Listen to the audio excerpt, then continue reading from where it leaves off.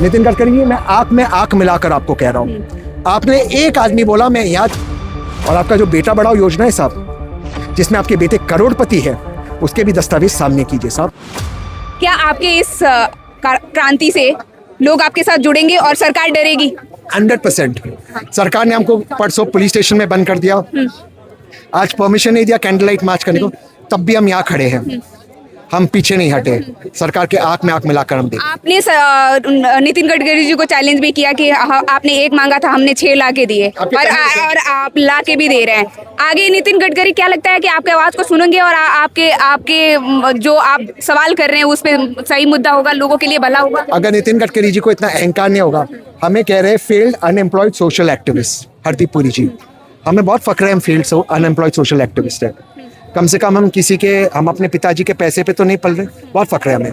अच्छा सर, एक last question है। नितिन गडकरी के बेटे और उनके इनकम को लेकर के ज़्यादा सवाल खड़े हो रहे हैं कि अपने बेटे के इनकम बढ़ाने के चक्कर में आम नागरिकों के ऊपर ये बटन डाला जा रहा है, आम नागरिकों के साथ स्कैम किया जा रहा है। आप पे इसका क्या विचार है कि क्या ये सच में हो रहा है ऐसा?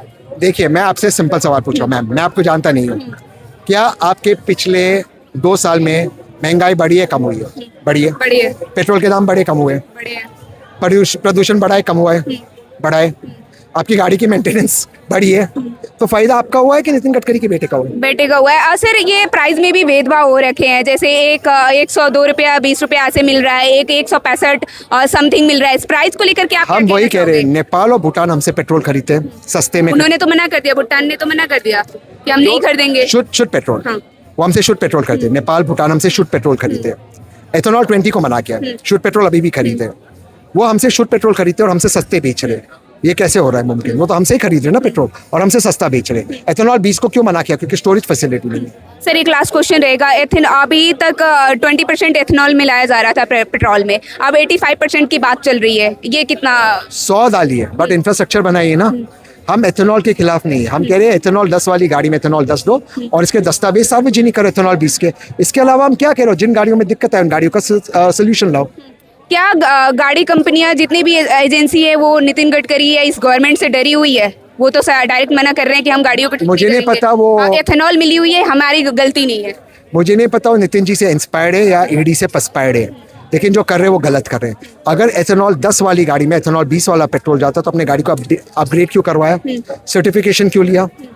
क्या है यार, एक ही रिपोर्ट में लिखा है आप नहीं कर सकते ये चीज? सवाल यहाँ से उठता है। आपकी रिपोर्ट के बाद, जैसे आपने कल 6 रिपोर्ट सौंपे कि हम 6 लोगों के लेके आए, उसके बाद नितिन गडकरी लाए आप, उसके बाद नितिन गडकरी का ये बयान आया जब कंपनियों ने मना कर दिया कि हम नहीं देखेंगे इथेनॉल मिला हुआ है, लेकिन अब उन्होंने बयान दिया है कि जितनी भी कंपनियां हैं वो जितने भी गाड़ियां खराब हो रही है इथेनॉल से उनको ठीक करे, मतलब उसमें बिना पैसा का ठीक करेंगे। क्या आपकी क्रांति? तो मानते हैं ना कि गाड़ी खराब हो रही है, तो यही तो हम कह रहे थे, गाड़ी खराब हो रही है, तो ये हमारी जीत हो गई। 1 मी 0 नितिन गडकरी जी। अब मैं आपसे पूछ रहा हूँ, नितिन गडकरी ने परमिशन ली कि हमारी गाड़ी खराब हो?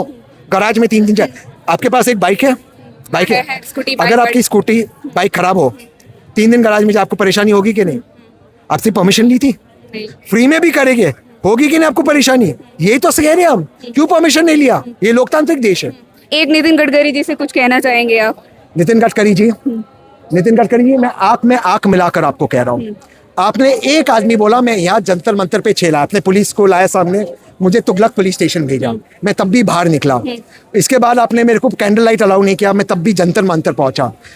आपने सब लोगों को रोकने की कोशिश की, मैं 6 लोग लाए, मीडिया के सामने लाया, छुपाया कुछ नहीं साहब। आपने चुनौती दी थी साहब, मैंने स्वीकार किया। 2 चीज साहब, मेरी ईडी से जांच कराओ, लाई डिटेक्टर टेस्ट कराओ। इसके बाद साहब सार्वजनिक मंच पे इनके सामने देश की मीडिया के सामने हम डिबेट करेंगे, आप और मैं उन लोगों को सामने रखता हूँ। आप उनसे डिबेट कीजिए, उनसे बातचीत कीजिए, वार्तालाप कीजिए। एथेनॉल 20 के सारे दस्तावेज सार्वजनिक किए, और आपका जो बेटा बढ़ाओ योजना है साहब, जिसमें आपके बेटे करोड़पति है, उसके भी दस्तावेज सामने कीजिए साहब। मैं आपके सामने खड़ा हूँ। हरदीप पुरी जी मुझे कह रहे फेल्ड अनएम्प्लॉयड सोशल एक्टिविस्ट। साहब, नितिन साहब, मेरा बड़ा बाप नहीं है, मेरे बाप बड़े नहीं है, मैं बहुत छोटे घराने से आता हूँ साहब। मुझे बहुत फक्र है कि मैं खुद के पैर पे खड़ा हूँ साहब। मेरे पास कोई बाप नहीं था डिस्टिलरी डाले मेरे लिए एथेनॉल की। मुझे फक्र है खुद पे साहब, बहुत फक्र है। हूँ मैं साहब सोशल एक्टिविस्ट हूँ, जनता की आवाज़ उठा रहा हूँ, बड़े बाप का बेटा नहीं हूँ, लेकिन आपके साथ खड़ा हूँ, आपके सामने।